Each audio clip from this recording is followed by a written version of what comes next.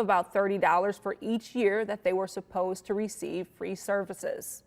Tributes are pouring in for country music legend Naomi Judd, who died over the weekend at age 76. Her family, using carefully chosen words, says Judd died from, quote, the disease of mental illness. Between 1984 and 1991, she and her daughter Winona had 14 #1 hits, and on Sunday, Naomi Judd was inducted into the Country Music Hall of Fame.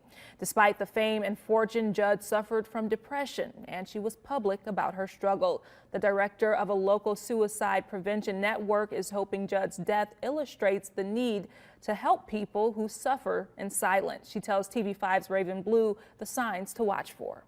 Suicide prevention is once again in the spotlight as country music fans mourn the death of Naomi Judd. Her daughters Winona and Ashley made the announcement that they lost their mother to the disease of mental illness on Saturday. Barb Smith, executive director of Barb Smith Suicide Resource and Response Network, says this shows there are no boundaries to mental illness. To me, it's just very sad and devastating to know that such a beautiful human being had so much to give the world, but in her mind, her world had stopped. There are signs family and friends can look out for in people dealing with mental health issues. People who are struggling with their mental health or thoughts of suicide might start isolating themselves, increase alcohol, substance use, not being able to get out of bed, or not functioning the way they previously had. Smith says the fight to prevent suicide and to help those with mental illness is a community-wide struggle. We the people, not just mental health professionals or primary care, but family members, community members, and coworkers,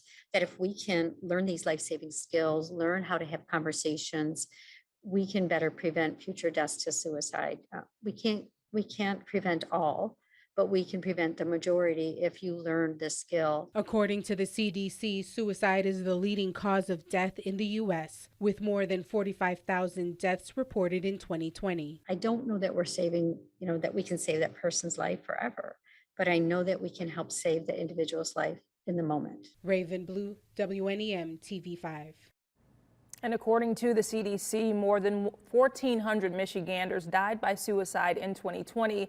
The majority were between the ages of 45 and 54.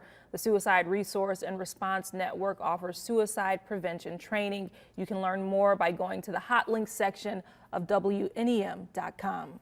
And now your